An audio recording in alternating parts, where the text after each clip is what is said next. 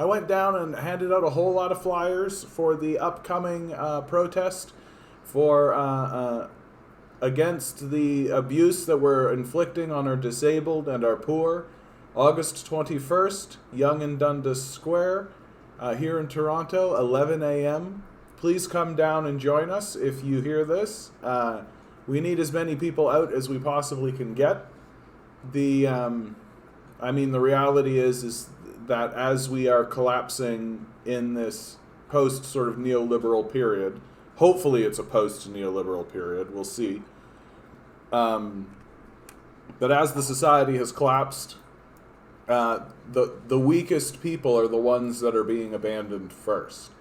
And that's our poor, and that's our disabled. And so hopefully we're going to get a lot of people out on the 21st of August for a protest. We've got to do something. We've got to do something. Like, if you're disabled in this country, you don't get enough to pay your rent. And if you're disabled, you're not working. And so you either become an enormous burden on the people around you, or you live on the streets. Where do you think these homeless people are coming from? Great article coming out of CBC News. People who say to me that, like, there is a movement that exists on the far right, abolish the CBC.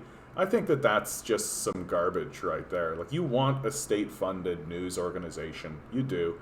And honestly, all of the arguments that they use against the CBC, even if I accept all of them, even if I just shrug and go like, yep, that's all true, I still want a state-funded organization because it's a different voice in the media narrative. I don't want every media outlet to be owned by a billionaire. I don't want every media outlet to be a privately owned billionaire place. And having a state-run news organization like CBC, at the very least, gives a different perspective with a different viewpoint and different objectives, right? And not just a Lytton problem. A BC village burned to the ground just one day after a record-breaking heat wave. Residents say it's a warning to the rest of Canada. I'm not seeing this kind of article coming out of, like, the Globe and Mail. I'm not seeing this happen in the National Post, right? Like, you're not going to get this kind of news and this kind of writing. I mean, first of all, much of the private news is rife with white supremacy. Like, the National Post has become, in my view, an outright white supremacist outlet. It's very difficult to argue otherwise. They allow people like Rex Murphy. They have plenty of commentators who are willing to use, like, woke speak and all that kind of dumb, obvious fascist, white supremacist, dog whistling kind of narrative. And they're never going to talk about Lytton with any genuine concern or care because Lytton is a First Nations town, right? Yeah, Ruth, you're exactly right.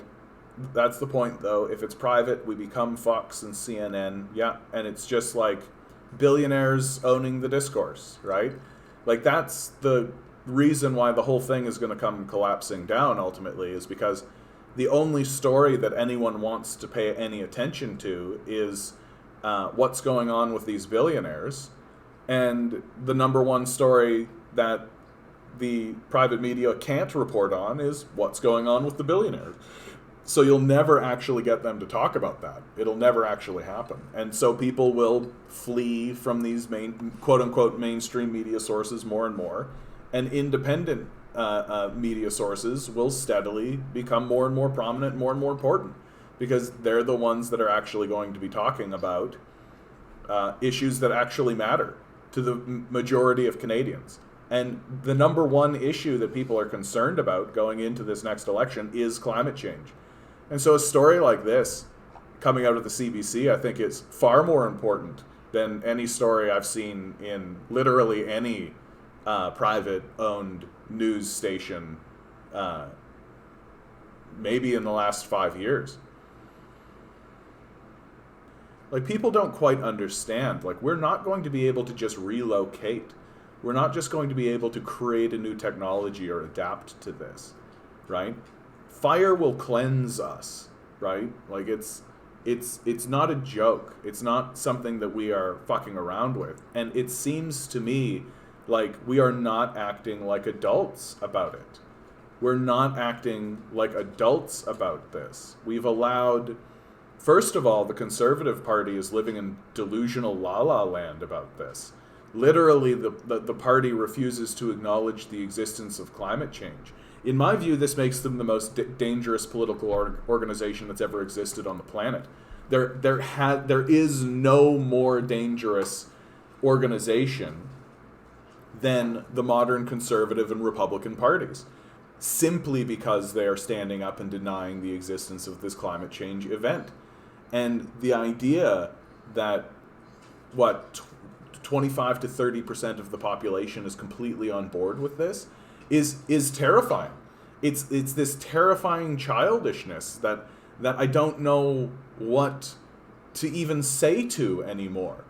What do you even say to the 1 in 4 people who are still willing to go along with this absolute overt, crazy climate change denialism while cities and towns are being confronted with the reality of being burned down due to climate change?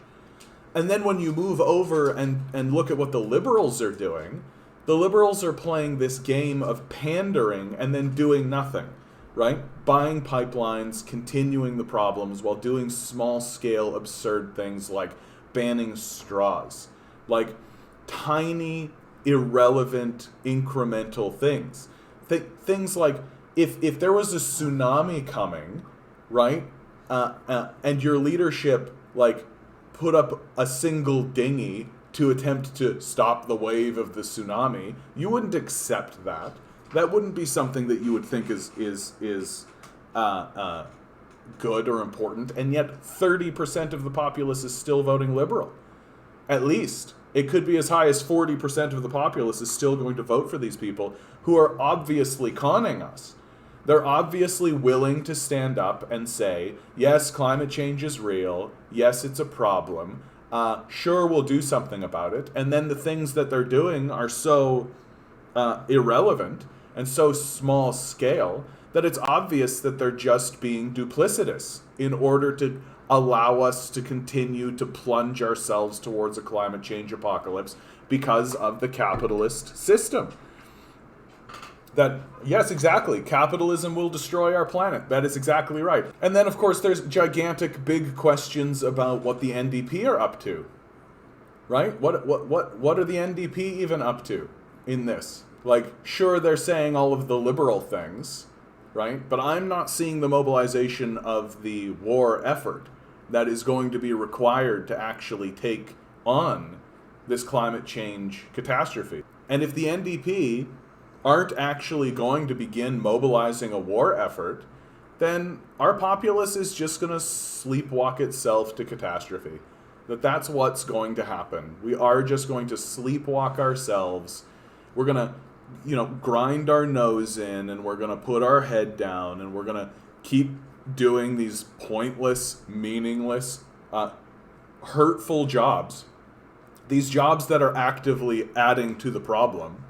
And when the fire comes to cleanse our cities, our politicians will just shrug and abandon us like they abandoned Lytton, right? They're not going to try to do anything about it. They don't give a fuck, right? They don't care at all. They're going to retreat to their gated palaces and their gated communities, and we are just going to be left to our own devices and told that, well, that's the free market deciding. And morons like Ben Shapiro will stand up and tell us, just sell your property and move, because people are going to want to buy big burnt out shells of cities, right?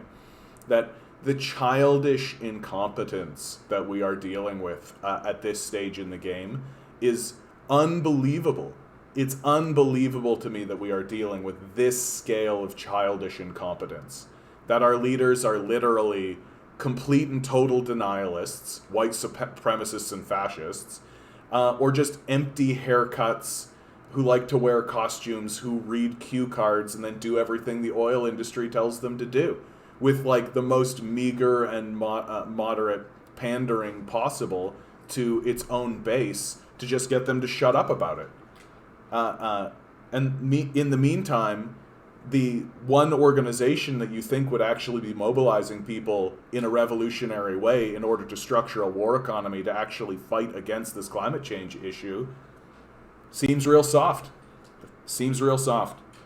So we'll see as we move forward towards this election. Maybe the NDP will grow a spine. Maybe they'll actually start talking a game that sounds better than just like the orange liberalism that they're putting forward. But like, the time to rebel is now. Like, this is the reason why. Like, there's no wage shortage in Canada, like, labor shortage in America and Canada, right? There's a lot of hullabaloo being about like a labor shortage. Like, no. People just don't want to work for jobs that they know are structured to destroy them. Like, you want me to go work for a Wendy's flipping burgers for people who are actively destroying the planet? And this job, by the way, tears down the Amazon rainforest, which is exactly the thing we need in order to fight against climate change.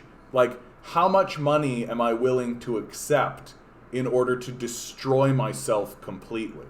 Let's flip burgers in the middle of an apocalypse to make the problem worse and then burn to death. How much money are you going to have to pay me to accept that arrangement? Turns out the answer is there is no amount, that the job should not exist, that we are just fattening ourselves up like fat calves so that when the fire comes, our flesh will really pop, I guess. Like, I'm not going to participate in this. I'm not going to participate in this arrangement, and anybody who thinks that they should participate in this arrangement, I think has lost their mind completely. Like, I think you literally are insane at this point if you're standing in front of me saying, hey, go work a job at McDonald's while this place burns to the ground. Like, no more. We need to be paying people to stay home. We need to be stopping. We need to be doing way, way, way less. We need to, and all of these white supremacists crying about it, saying like, oh, you're going to destroy the economy. Yeah, that's the point. We're supposed to destroy this economy. This economy needs to be destroyed, right? It's like complaining that like a serial killer is breaking into my house and I shoot him. And then you complain because I murdered a guy. Like, no, I murdered somebody. Like, I defended myself while somebody was attempting to kill me, right? Is it unfortunate? Yeah, obviously it's unfortunate. I would prefer it's a situation that doesn't exist at all. But guess what? We're adults. The situation does exist. The economy as it's structured now is going to kill us all. It's going to destroy each and every one of us. And if we don't kill this economy, it will absolutely kill us first. So to me, this is a matter of life and death. And honestly, I think at this stage in the game, if you're disagreeing with that, you're kind of Looney Tunes. You're just completely disconnected and out of touch. Like, you're living in like a dream world, like a fantasy land. And guess what? The fire's not going to give a fuck about your delusion. It's not going to give a fuck at all.